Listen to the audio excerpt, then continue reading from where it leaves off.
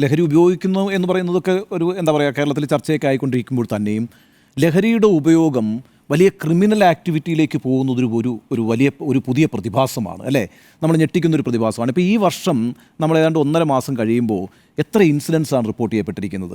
ഇപ്പോൾ നമ്മളിപ്പോൾ നേരത്തെ നമ്മുടെ റിപ്പോർട്ടിൽ പറഞ്ഞ കണക്ക് ഈ വർഷം ആരംഭിക്കുന്നതിന് 14ഉം 16ഉം വയസ്സുള്ള 2 കുട്ടികൾ തേക്കുംകാട് മൈതാനത്തിരുന്ന് ലഹരി ഉപയോഗിക്കുന്നതിന് ഒരാൾ കണ്ടു, അതിനെ എതിർത്തു. അയാളൊരു 30 വയസ്സുള്ള ആളാണ്, അയാളെ കൊല്ലുന്നു. അപ്പോൾ ഈ കൊന്ന കുട്ടികൾക്ക് എത്ര വയസ്സാണ് ഉള്ളത്? 14ഉം 16ഉം വയസ്സ്.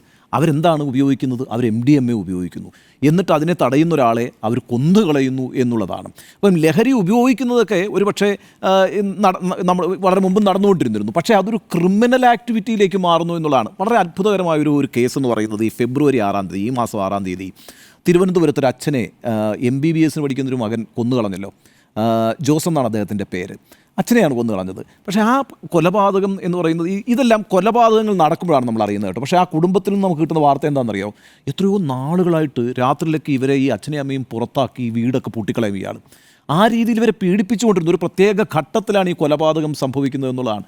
താമരശ്ശേരിയിലെ അമ്മയല്ലേ മകൻ കൊന്നു കളഞ്ഞത്. അതുപോലെ തന്നെ അഴീക്കോട് ഒരു മകൻ അമ്മയുടെ കഴുത്തറുത്ത് കൊല്ലുകയാണ് ചെയ്യുന്നത്. ഈ കുട്ടികളെയൊക്കെ വളർത്തിക്കൊണ്ടിരിക്കുമ്പോൾ അവരറിയുന്നുണ്ട്, ഇവരെ മുലയൂട്ടി വളർത്തിക്കൊണ്ടിരിക്കുമ്പോഴും ഇവരെ കണ്ണിലെ കൃഷ്ണമണി പോലെ വളർത്തിക്കൊണ്ടിരിക്കുമ്പോഴും അവരറിയുന്നുണ്ടോ നാളെ തൻ്റെ തലയ്ക്കടിച്ച് കൊല്ലാൻ പോകുന്ന ഒരുത്തനെയാണ് വളർത്തിക്കൊണ്ടിരിക്കുന്നത് എന്നുള്ളത്. അവരറിയാതെയാണ് അവർ ആ കുട്ടികളെയൊക്കെ വളർത്തിക്കൊണ്ടിരിക്കുന്നത്.